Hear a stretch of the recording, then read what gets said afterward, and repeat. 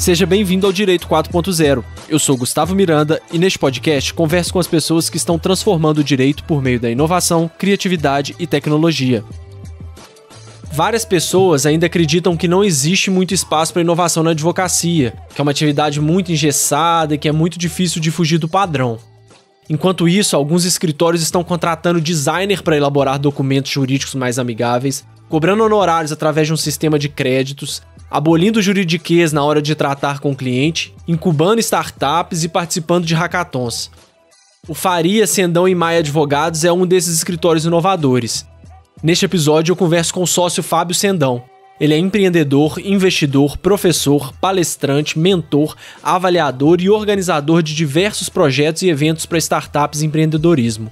Ele é também fundador do Legal Hackers Rio, do Startup Huddle também do Rio, é parceiro jurídico da Startse, criador do Canvas Jurídico para Startups e do Legal Hack. Deu para perceber que a conversa vai ser boa, né? A gente falou de muita referência nesse episódio, tá tudo aqui na descrição para vocês. Não se esqueçam de nos seguir também no seu player favorito para vocês serem notificados assim que sair um episódio novo. O nosso Instagram é Direito 4.0 Podcast. Também estamos no LinkedIn, é só procurar Direito 4.0 Podcast. E o nosso e-mail é podcast@flux.com.br. Beleza? Vamos nessa? Fábio, muito obrigado pela sua presença no podcast. Você é advogado especializado em assessoria jurídica para startups, né? Eu queria saber que você contasse um pouco para a gente como que foi a sua trajetória até entender que essa seria a sua área de atuação. Isso é uma coisa que vem desde a faculdade, que sempre te despertou, ou é uma coisa mais recente? Primeiro agradecer o convite, Gustavo. É um prazer estar com vocês aí no podcast. Então, cara, foi alguma coisa bem interessante, assim, até. Eu me formei na FRJ aqui no Rio, então a gente tem uma vertente muito mais, assim, para a área pública, vamos dizer assim, então passou pela minha cabeça, será que eu vou fazer concurso público, etc., então, naquela época de faculdade, mas eu sempre gostei do direito empresarial, então eu fui trabalhar numa empresa, então meu background é realmente com consultoria empresarial, e aí comecei a advogar para essa empresa, só que não estava satisfeito completamente, ao mesmo tempo eu não queria fazer essa migração para escritório tradicional, era alguma coisa que eu não me via, não me identificava. Cheguei a pensar, estudar aí para provas, vamos dizer, para empresas públicas, etc. Falei, o que poderia me dar segurança, mas enfim, resolvi arriscar. E aí surgiu a ideia, junto com mais 3 colegas de faculdade, a gente fazer um escritório, mas que tivesse alguma pegada diferente, vamos dizer que tivesse uma proposta diferente. E a gente começou a olhar para esse mundo das startups e eu digo que o nosso dia 1 foi uma reunião com um grupo de empreendedores, fruto de uma amizade que eu tinha, que ainda tem até hoje. E dessa reunião, vários empreendedores tinham ideias de fazer projetos em conjunto e também tinham projetos individuais cada um. E aí eu fui com o meu sócio lá, o Heitor, um dos sócios fundadores. E a partir dessa reunião a gente saiu assim falando, acho que tem um nicho aí que a gente pode trabalhar, essas startups precisam de auxílio jurídico, não tem um casamento do que os escritórios, os advogados fazem hoje em dia, então a gente se debruçou aí, mergulhou no ecossistema de startups, começou a entender como funcionava, para a gente conseguir fazer esse match do direito, tentar trazer de uma forma menos tradicional para quem estava empreendendo, quem pensava diferente, quem fazia a proposta de novos modelos de negócio. Era um pouco do que a gente identificou que tinha esse gap aí de atuação e a gente mergulhou em cima disso. E vocês então chegaram a atuar para empresas tradicionais também? Na verdade, o escritório em si não. O escritório ele já nasceu com a proposta voltada para startups. A gente também tem clientes, vamos dizer assim, mais tradicionais, tem empresas também mais consolidadas, mas a proposta inicial do escritório foi realmente fazer uma assessoria para esse tipo de empresa, muito voltada para tecnologia, mas também empreendedores de forma geral. Também a gente atende alguns empreendedores sociais e hoje a gente até se posiciona muito mais atendendo o ecossistema como um todo, porque a gente consegue aí dialogar tanto com corporate que quer se conectar com startups, com os investidores, fundos, então a gente tem clientes aí, quase todos os players do ecossistema de startups a gente consegue atender hoje em dia. Você tocou num assunto muito interessante porque eu acompanho o trabalho seu e também do Faria, Sendão e Maia já há algum tempo, já até fui aluno de alguns cursos seus, né, que super recomendo. a gente vê que realmente tem um diferencial grande, que vocês não são só um escritório, só aqueles advogados que ficam palestrando e falando. Vocês realmente são realizadores, né? Você mesmo é empreendedor, participam de eventos, agregam para o ecossistema. Como que é esse dia a dia para fazer essa ponte entre o advogado e a startup? Qual que é a importância de estar presente, de contribuir para esse ecossistema? Gustavo, acho que essa pergunta é fantástica, porque é uma das coisas que eu mais acredito, é o que eu vou falar agora. Muitos advogados e estudantes vêm procurar, querendo fazer isso, né, querendo começar a atuar com startups, se conectar com esse ecossistema, e eu falo que eu brinco que tem que esquecer um pouco do direito, não esquecer, né? Tem que se manter atualizado, mas você tem que mergulhar realmente nos negócios, tem que entender de tecnologia, tem que entender de startup. Então, desde o início da nossa situação, a gente leu muito, a gente participou de muito evento, a gente viu muito pitch de startup, a gente conversou com muito empreendedor, a gente visitou programas de aceleração. Então, é uma coisa de imersão mesmo. Então, eu acho que falta realmente entender mais desse mundo, e a gente vive disso, a gente gosta de empreendedorismo, então empreender está dentro do nosso propósito, a gente acredita isso como transformação, a gente gosta de tecnologia, e a gente, por participar disso, por entender isso de uma forma de vivência mesmo, a gente consegue trazer isso para quando a gente vai atuar. Então a gente nunca atua simplesmente com o chapéu de advogado, mas sempre com o chapéu também do empreendedor e de quem entende o ecossistema e de quem quer desenvolver esse ecossistema. Então, eu acredito que a grande sacada foi realmente não focar em direito para startups, focar nas startups para aí sim a gente desenvolver o que a gente está chamando hoje em dia de um direito para startups, ainda que não seja um ramo autônomo. E para quem tem interesse em começar a atuar nesse ramo, quais eventos ou palestras ou cursos? Eu já como disse, já participei do Legal Class, que é um curso que vocês dão em parceria com a Startse, né? Que assim, realmente é um dos melhores do mercado. Eu fiquei realmente impressionado com a qualidade do conteúdo e até me chamou a atenção porque é um curso, pelo menos na descrição do curso, quando eu me matriculei, era mais voltado para o empreendedor, né? E quando eu estava lá no curso, vocês perguntaram, quem que é advogado? E assim, acho que 80% da turma era advogado. Então, realmente é uma validação de que o mercado jurídico está interessado nesse assunto. Então, quais outros eventos, qual dica que você poderia dar para essa pessoa que tem esse interesse? Não, perfeito. Até falando do Legal Class, aí a gente está com a versão até online agora dele também, então quem tem interesse de acessar o Legal Class, a gente tem o curso online com todos os materiais que a gente também tem no presencial. É uma proposta bem mais dinâmica assim, de apresentação do curso, não é muito aulinha, então recomendo de qualquer forma o nosso curso, né? Sou suspeito, mas em parceria com a Startse. Mas, enfim, eu acho que até essa validação dos advogados foi alguma coisa que foi acontecendo. No início, primeira vez que a gente fez esse curso, a turma era muito mais empreendedores, e isso foi mudando até realmente virar da forma que você viu. Muito mais advogados também interessados nesse tema. Eu acredito que aqui no mercado a gente já tem bastante coisa legal, principalmente já direito aplicado para startups. A gente tem, em São Paulo, a gente tem os cursos da Edevo, trazem competências e habilidades que eu acho que agregam bastante ao profissional que quer atuar nessa área, o profissional que quer ser mais inovador. A própria Startse, eu acredito que não simplesmente o Legal Class, mas fazer o Accelerator Day lá, evento focado na metodologia de startup, entender mais sobre startups de determinado setor, como eles têm evento de conference, etc. Então, a gente é super parceiro da Startse lá, a gente tem muito conteúdo voltado para startups, que aí agrega para qualquer profissional que quer entrar na área, para depois sim fazer o match aí com o conteúdo jurídico que a gente quer aplicar, com a base jurídica que a gente já tem como advogado, mas entendendo realmente esse mundo. Eu acho que aqui no Rio de Janeiro a gente está fazendo uma pós-graduação, estou coordenando uma pós-graduação no IBMEC também voltada para Direito, Tecnologias e Negócios. Então, para quem quer também fazer isso a nível de pós-graduação, está saindo da faculdade ou quer se atualizar, a gente vai trazer dos mais variados temas de inovação na área jurídica e também de temas aplicados às startups. Acho que o ITS aqui no Rio também tem bastante curso online interessante.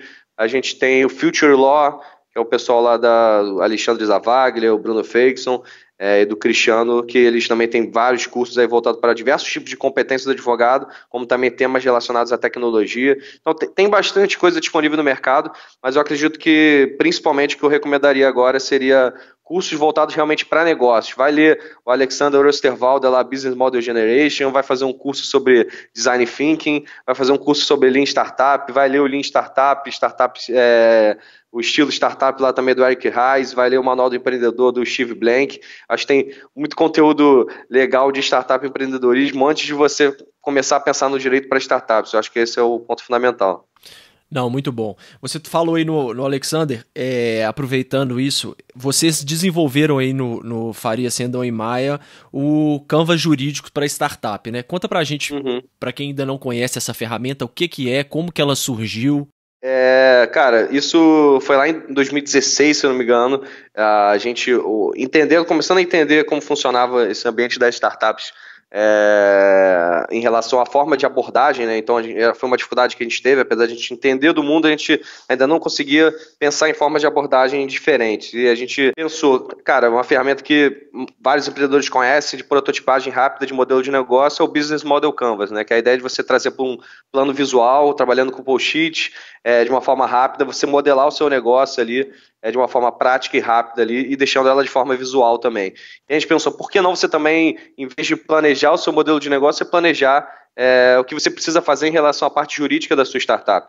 Então a gente pensou, vamos criar blocos ali onde tem os principais temas relacionados ao desenvolvimento de uma startup, então seja o registro e a proteção de propriedade intelectual, relação com investidores, relações societárias, relação com equipe, relação com terceiros, como contratos, etc., atuação na internet. Então foi 11 blocos ali, trazer isso para o plano visual, e a ideia é a gente trabalhar com isso, tanto em workshops, consultorias, mentorias que a gente faz, já fizemos isso até em processo seletivo para estagiário aqui do escritório.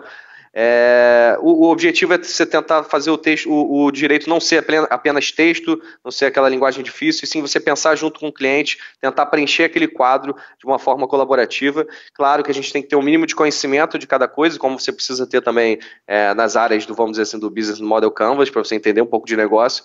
Então, você tendo esse conhecimento, é você tentar preencher um planejamento jurídico de uma forma mais dinâmica, menos burocrática. Isso funcionou como uma forma de abordagem para reuniões, como eu falei, até mesmo mentorias e consultorias que a gente tem feito com esses clientes. Então, facilita bastante a transformação do antigo juridiquês, a gente só ter texto, trabalha com parecer jurídico e com uma forma muito difícil de passar o conteúdo, a gente tentando trazer isso por um conteúdo bem simples, trabalhando com tópicos, post-its dentro de um quadro visual. Acho que basicamente a proposta é essa. Legal. E isso é um fator que eu também acho que é muito importante quando você está lidando não só com startups, né, mas com qualquer tipo de cliente, você tem que saber a linguagem que você vai tratar com esse cliente, né? Não adianta você, como você disse, não adianta falar juridiquês, vir com esses termos todos rebuscados, sendo que o seu cliente não vai entender aquilo. E isso vocês estão fazendo aí muito bem, porque até desde a forma de cobrança para essas empresas, até o próprio desenvolvimento de contrato, na hora que vocês vão celebrar contrato com esses clientes, vocês estão pensando nisso, né? Então, realmente demonstra que é uma visão bem mais ampla de querer atender 100% o cliente e não deixar o jurídico se sobrepor a isso. O que vocês estão fazendo aí? Conta pra gente um pouquinho da forma de cobrança de honorários, por exemplo, como que vocês revisitaram isso para que fizesse sentido pro perfil de clientes aí do seu escritório? Legal, Gustavo. Eu acho que a grande sacada é foco no usuário, né? Então todo mundo fala nisso, mas acho que a gente tem essa dificuldade no direito de pensar no cliente, na experiência do cliente. O que as startups aí pensam o tempo todo, experiência do usuário, a gente tem essa dificuldade, foi o que a gente tentou incorporar aqui no escritório, que aí vai desde a forma de cobrança, abordagens como o do Canvas que a gente criou, e basicamente a ideia era a gente pensar e trazer o que tem sido discutido do futuro do direito. Então, o Richard Susskind, que é um professor inglês que discute muito isso, ele fala a questão da comoditização dos serviços, a questão de como trazer uma proposta mais liberal da atividade jurídica, de você ter outras formas de abordagem mais client-friendly, que ele chama, né? Então, a gente pensou, por que não desenvolver um plano? A gente tem um sistema de créditos onde ele possa adquirir uma quantidade de créditos, utilizar aqueles créditos nas demandas que ele selecionou, sem ser aquela proposta baseada em horas, sem ser alguma coisa muito burocrática. Então a gente mapeou as principais demandas ali, criou um plano, tentou comoditizar de certa forma, mas sem comercializar, muito mais para fins de adequar ao que o cliente precisa. Então, será que ele precisa de um documento tão elaborado como esse, ou ele precisa simplesmente de uma segurança jurídica nessa primeira operação, quando ele está no estágio early stage. E aí sim a gente sempre vai adaptando a cada cliente. Então, esses pacotes baseados em crédito, para um determinado cliente early stage, ele funciona bastante, porque a gente consegue flexibilizar a forma de pagamento, flexibilizar a forma que ele utiliza esses serviços aqui com a gente, mas também tem outros estágios de empresa que a gente usa outros formatos de crédito, onde ele pode pagar isso mensalmente e ter um acompanhamento constante. Eu acho que o foco principal é sempre pensar no seu usuário. A forma como a gente se veste, a forma como a gente expõe os conteúdos, os materiais que a gente cria, a forma como a gente dispõe as coisas aqui dentro do nosso escritório físico, eu acho que isso tudo faz parte do que a gente quer dar de experiência para o nosso usuário, que é a startup, que é um player desse ecossistema de inovação. Então, quando outras pessoas vêm aqui, eu falo, de repente não é esse o seu cliente, talvez não seja exatamente assim como você tem que se posicionar, como eu me posiciono, mas eu acho que você tem que pensar sempre o que você está passando para o seu cliente, será que é a melhor experiência que ele está tendo. Isso vai passar pela cobrança, isso vai passar pelos documentos que você faz, então a utilização de Visual Law que a gente está trazendo também para os contratos, que é tornar eles mais gráficos, mais dinâmicos, menos texto, deixar com layout mais agradável, tudo isso também passa pela experiência do usuário que utiliza aquele documento, seja um juiz que recebe uma petição, seja realmente um cliente que recebe o contrato de uma startup que a gente está atendendo, ou até um termo de uso que é para uma contratação online, uma política de privacidade. Então, acho que a gente pode repensar, e aí pensar o design do serviço, do produto, pensar todo o design dos serviços jurídicos que a gente presta, entregar isso de uma forma diferente para o cliente. Isso vai agregar bastante para a nossa atuação, e a gente também sempre acredita que a tecnologia pode dar uma pincelada em algumas coisas aí também para melhorar essa experiência como um todo. Muito bom. Eu acho que realmente, voltando àquilo que a gente falou no começo, de que vocês estão colocando em prática e não só falando e palestrando sobre isso, recentemente vocês até, não sei nem se foi preenchida a vaga, mas vocês abriram vaga para estagiário de design aí no escritório, né? A gente abriu a vaga e acabou dando um passo atrás, em vez de contratar um estagiário que ele ia ficar na equipe de comunicação, a gente contratou um designer mesmo. Então a gente trouxe um designer já formado, a ideia era esse estagiário trabalhar com a equipe de comunicação e a gente pensou de uma forma diferente, está realmente fazendo um núcleo aqui mais voltado para essa parte de Visual Law e realmente utilizar o design dentro dos serviços que a gente presta. Então está muito mais conectado com os serviços do que com a área de comunicação que a gente tinha pensado inicialmente trazer para a área de comunicação e fazer alguns testes, mas a gente resolveu arriscar e vamos ver, vamos validar. Eu acho que trabalhar nesse mercado também é como uma startup, você tem que estar em constante validação e perseverando no que dá certo e pivotando, vamos dizer, que no que dá errado. Já fizemos muitos testes também de que deram errado, nem todas as nossas ferramentas, tudo que a gente cria super legal, funciona, mas a gente está o tempo todo pensando e testando coisas novas, agora a gente está com essa linha também, então já tem prestado alguns serviços de, vamos dizer, Visual Law para algumas empresas, algumas startups, que é exatamente trazer esse conceito do design para a forma como a gente entrega esses documentos, esses serviços jurídicos. Então essa pessoa agora já está com a gente, fazendo alguns testes bem bacanas aí dentro dessa área. Para quem ainda não sabe o que é o Visual Law, explica para a gente um pouquinho.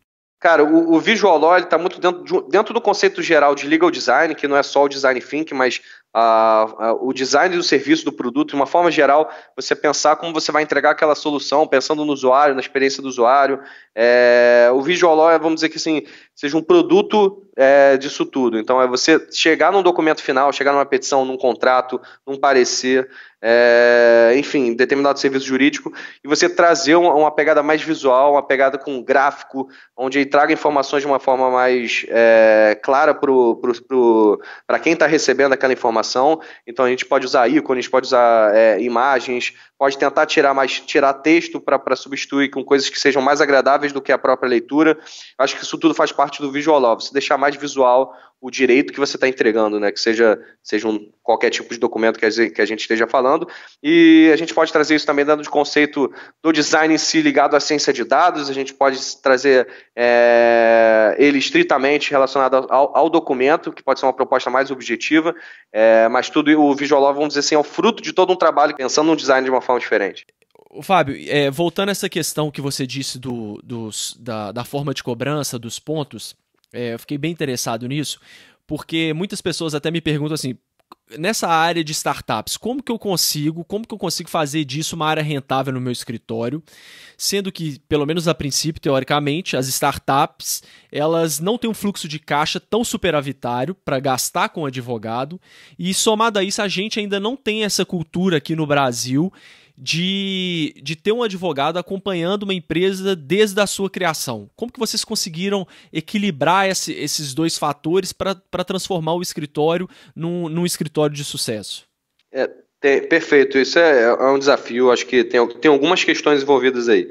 Acho que o primeiro é a dificuldade, cultura realmente empreendedora, principalmente aqui no Brasil, não tem muito isso de ver importância realmente no serviço jurídico, e talvez quando a gente pensa em startup, você precisa ser enxuto, você precisa desenvolver seu produto, você tem que gastar o menos possível, validar rápido, errar, e aí você não se incomoda tanto com as questões jurídicas, talvez deixe isso para segundo plano. Mas a gente sabe que tem implicações, como advogado a gente tem diversas coisas que a gente pode se preocupar e usar o direito até, na verdade, de forma estratégica. Então, você pensar o direito desde o início da sua startup, acho que pode fazer diferença no futuro, e você pode simplesmente fazer escolhas de ponderar riscos a partir do momento que você tem esse conhecimento. Acho que o primeiro trabalho que a gente fez muito forte é conteúdo. A gente realmente ajuda o mercado a entender a importância disso. Então, a gente desenvolveu o Canvas, a gente faz workshops, a gente faz palestras, todo lugar que a gente pode, a gente está falando sobre o tema, a gente tem um blog com bastante artigo, com infográfico, a gente tem uma página social nas redes sociais bem ativas também, muito para passar o conteúdo. A gente precisa dar essa informação para o empreendedor entender da importância. Isso tem funcionado bastante.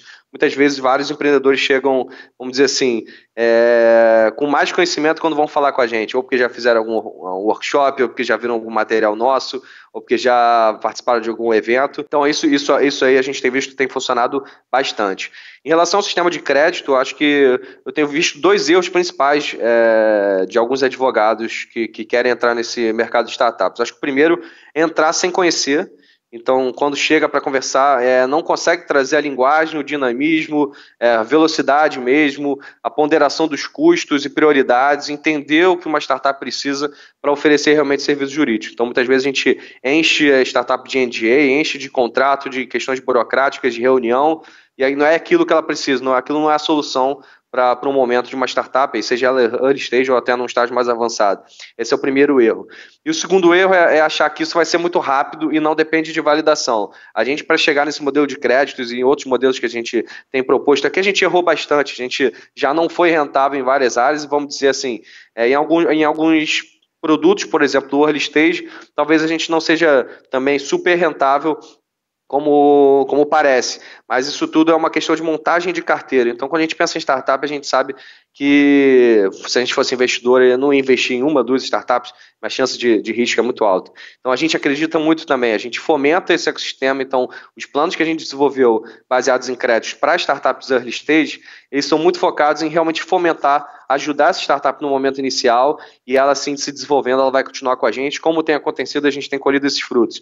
E aí a gente não pode viver disso, como a gente tem uma carteira muito heterogênea. Então, outros modelos de crédito não para early stage já tem um valor diferenciado para cima e tem um custo agregado ali maior, um valor agregado maior que a gente entrega também, e que monta uma carteira de startups e de players do ecossistema, que aí sim é rentável e vantajosa do ponto de vista do negócio como um todo.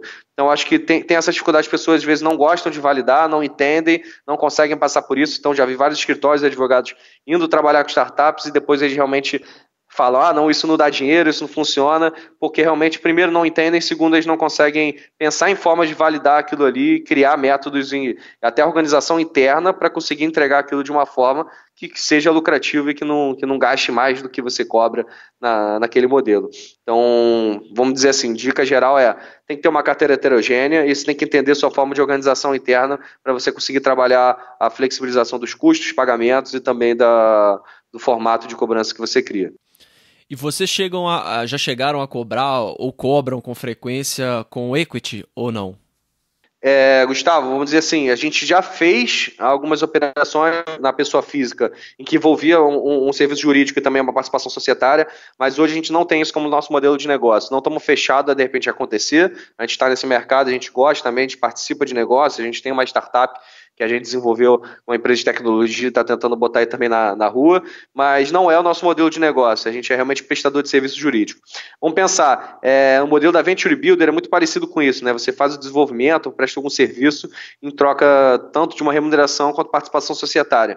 Quando você tem um modelo como esse, você se posiciona como um venture, né? Você se posiciona como um investidor de risco e você precisa olhar sua carteira, analisar as startups, Hoje em dia a gente não faz isso, então não seria esperto eu pegar participação em qualquer tipo de startup se eu não tenho uma tese de investimento, se eu não faço uma avaliação de negócio dessas empresas, eu faço só realmente um suporte jurídico.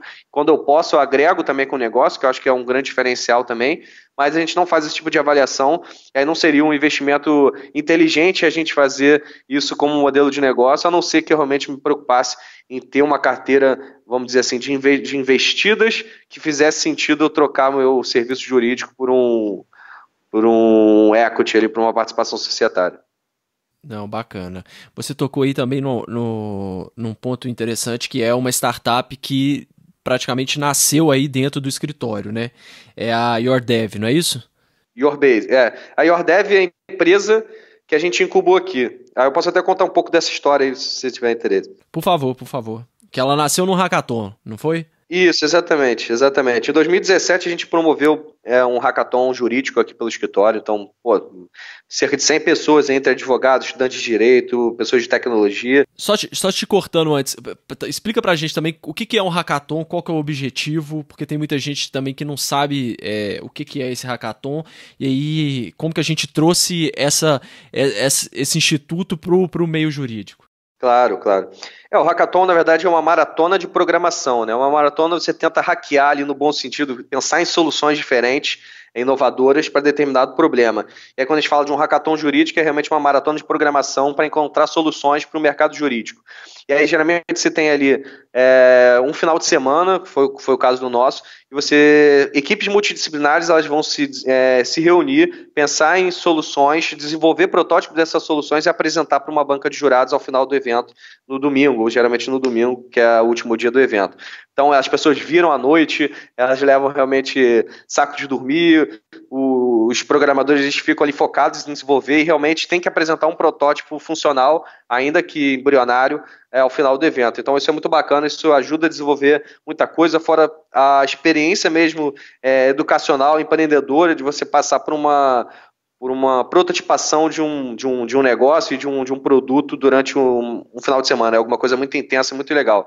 Então a gente fez um evento como esse em 2017. A equipe vencedora, na época era Contrato Legal, fazia uma solução para análise com inteligência artificial de contratos de locação.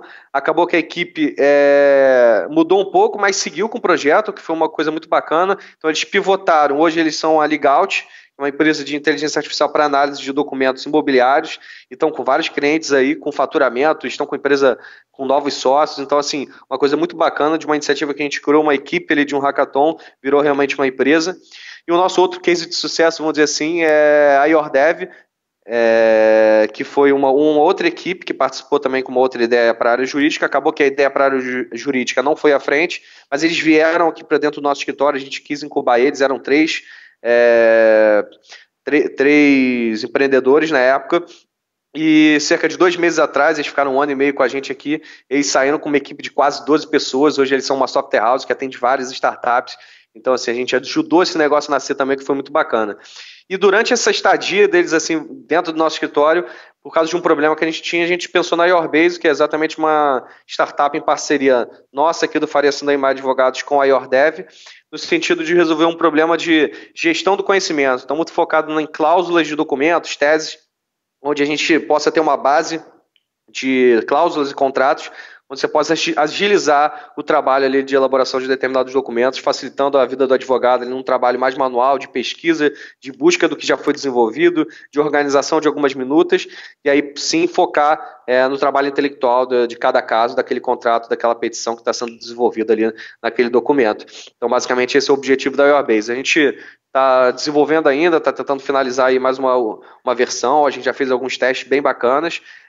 Não tem a mesma velocidade, vamos dizer, que uma startup do mercado, ela surgiu muito para resolver um problema nosso, mas pode ser que em breve isso esteja também sendo utilizado por outros advogados, é o que a gente espera, e que ajude outros escritórios, advogados, a ter mais velocidade, começar a utilizar a tecnologia e trazer a tecnologia como ferramenta aí para o próprio negócio. Acho que é isso, foi um pouco do que a gente teve de resultado do hackathon, que se desenvolveu de uma forma até surpreendente perto desse tipo de evento. Esse é um movimento que eu tenho percebido que tem acontecido muito, né? Os escritórios, diante de uma demanda interna, eles buscam resolver esse problema e às vezes começam a trazer gente para dentro, programadores, enfim, outros profissionais para tentar resolver esse problema e aí nasce uma startup dentro do próprio escritório. Você tem visto isso também em outros escritórios? Como é que tá esse cenário? Acho que é alguma coisa embrionária, Gustavo, assim, eu não consigo nem pensar em cases de cabeça agora, mas eu já vi alguns escritórios levando equipes de tecnologia, já vi alguns escritórios também incubando empresas e já pensando nesse modelo de startup também por meio de uma espécie de incubação. Isso tem crescido bastante, é uma forma de oxigenar um pouco e tentar fazer isso dentro do nosso próprio ambiente. Vou dizer assim que a experiência que a gente teve aqui com a AirDev foi ótimo durante 1 ano e meio, acho que a gente agregou muito para eles agregaram muito para a gente, e acho que essa troca, ainda que não sejam criadas novas tecnologias ou criados novos produtos, só a troca e você pensar diferente, tentar trazer um pouco dos métodos e dos conceitos que outros profissionais têm para dentro do direito, isso é fantástico. Então é um pouco do que a gente precisa fazer mais agora. Acho que o direito, os escritórios em geral, a atividade jurídica carece muito de outros profissionais que possam agregar a nível de gestão, negócios, tecnologia, processos, e a gente geralmente é tudo feito por advogado. Eu acho que quanto mais a gente pensar que essa parceria e as equipes multidisciplinares e grupos multidisciplinares possam trabalhar em conjunto para pensar outras soluções, então por que não botar um designer junto comigo, pensando como eu vou entregar um contrato, como a gente tem feito aqui, por que não pensar em trazer uma pessoa de tecnologia para desenvolver junto um termo de uso que seja mais interativo e possa criar uma experiência do usuário melhor dentro de uma plataforma. Então tem diversas formas onde a gente pode trazer outros profissionais para ajudar na aplicação do direito, não é substituir a gente, é sim somar e a gente conseguir entregar isso com um valor muito mais agregado.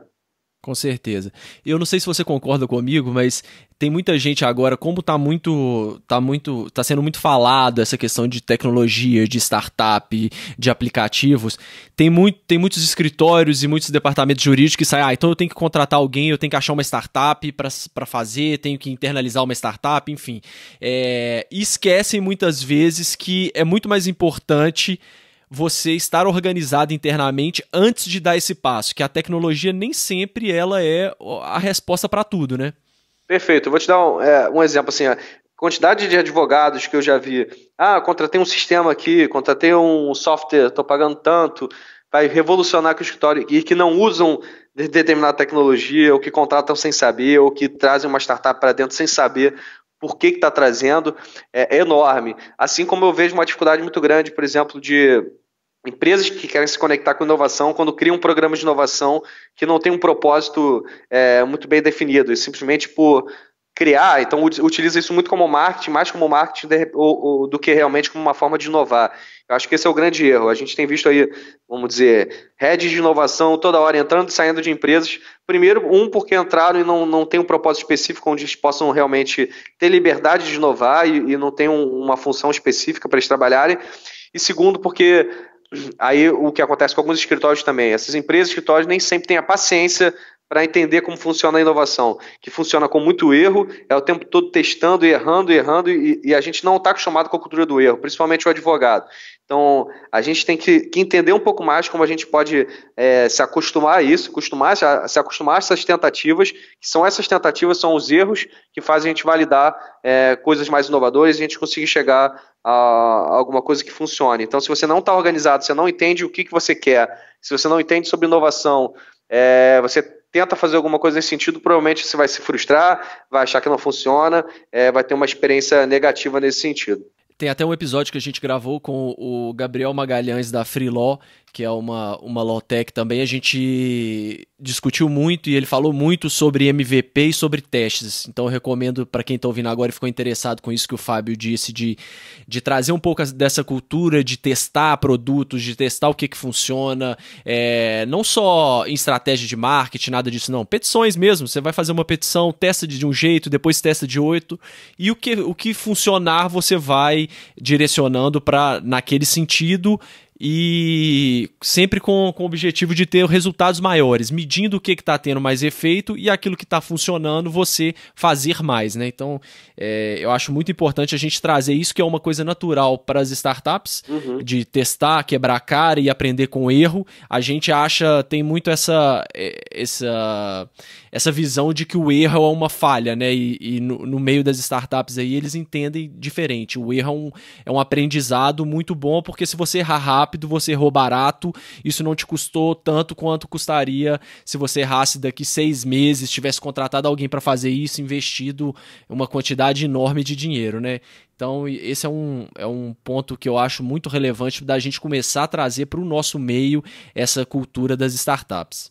Perfeito, e eu acho que assim, se eu pudesse, se a gente tivesse mais tempo, mas a título de exemplo, a quantidade de PowerPoints que eu tenho aqui, de produtos que a gente já criou, já tentou validar com o cliente, algo que não deu certo, e ideias, a gente tem isso, a gente faz isso o tempo todo, a gente toda hora está pensando, mas se a gente criar um produto diferente assim, botar isso, deixar esse preço e fazer alguma coisa dessa forma, por dentro a gente operacionalizar disso, dessa forma, a gente faz isso o tempo todo, e muita coisa não dá certo, geralmente o que fica é o que está dando certo, é o que aparece, mas eu acho que é bacana a gente falar um pouco sobre isso também, muita coisa que a gente já testou aqui não deu certo, financeiramente não foi viável, ou o público não aceitou, ou a gente achou que era fantástico e ninguém acessou e ninguém deu feedback positivo. Então a gente tem que conviver com isso o tempo todo. Isso, na verdade, foi tudo aprendizado para a gente chegar em vários modelos que hoje também dão certo. Já fica aqui então o convite para sua segunda participação no nosso podcast para a gente analisar os seus cases de sucesso e de fracasso aí. Perfeito. Ô, Fábio, para a gente ir caminhando então pro final, onde que as pessoas podem te encontrar na internet, rede social, o escritório? Onde que elas te encontram? Bacana, Gustavo. Cara, o nosso site é o www.fcmlaw.com.br, mas quem quiser procurar pelo blog também pode procurar pelo Parceiro Legal. Então, o nome do blog é Parceiro Legal, você vai acabar chegando no nosso site também. Então, lá no Parceiro Legal a gente tem muito conteúdo, ferramentas, tem acesso ao Canvas online também lá para quem quiser dar uma olhada em como funciona o Canvas. Tem uma ferramenta de avaliação de risco para startups, onde ela preenche determinadas informações e dá um relatório ali com base nas respostas dela em função dos riscos que ela tem jurídicos na startup, alguma coisa bem embrionária. Então, quem quiser acessar o Parceiro Legal, e no Instagram, nosso arroba FCMLaw, então FCMLAW, então, arroba FCMLaw, a gente também tem botado bastante conteúdo lá, assim como no Facebook também, FCMLaw também pode seguir a gente no Facebook. Quem quiser me adicionar no LinkedIn é Fábio Sendão, então com esse sobrenome aí não é muito difícil de me achar, então pode estar lá, eu aceito todo mundo, e sempre quem quiser trocar uma ideia, eu tento responder na medida do possível e atender todo mundo, porque eu acho que essa troca é sempre bacana, eu sempre gosto de conhecer pessoas diferentes. E para quem ficou interessado também, que a gente falou de Visual Law, de Legal Design, eu recomendo dar uma olhada na política de privacidade do site de vocês, que está bem dentro desse contexto e é bem diferente, realmente incorporando esses conceitos. Fábio, mais uma vez, muito obrigado pela sua participação no podcast. Eu que agradeço, Gustavo. Foi um prazer participar aí. Um abraço, fico à disposição. E até o próximo episódio, pessoal.